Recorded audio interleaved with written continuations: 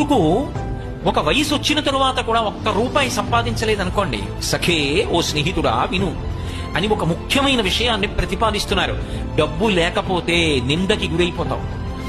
ఎంత డబ్బు అన్న ఆర్తి వద్దు, కానీ సంపాదించాలి, ప్రయత్నం ఉండాలి. ఆ ప్రయత్నం కూడా చేయకుండా ఒక్క రూపాయి సంపాదించకపోతే మాతా నిందతి, అమ్మ నిందిస్తుంది.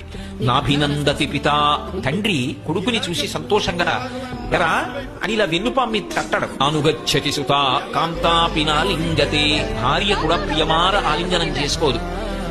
ఆఖరికి అర్థ ప్రార్థన శంకయాన కురుతే సల్లాపమాత్రం సుహృత్ అతను చాలా మంచి స్నేహితుడు, అతనేమి దోషభూయిష్టమైన నడవడి ఉన్నవాడు కాడు. కానీ అసమానం కనపడినప్పుడల్లా డబ్బు అడుగుతుంటే ఆయన మాత్రం ఎక్కడి నుంచి తెస్తాడు? అందుకని ఇట్నుంచి ఈ డబ్బు సంపాదించిన వాడు ఎడుతుంటే అట్నుంచి సుహృత్ మంచివాడైన స్నేహితుడు ఇలా వస్తుంటే వీడిని కాబట్టి ఓ స్నేహితుడా డబ్బు సంపాదించు.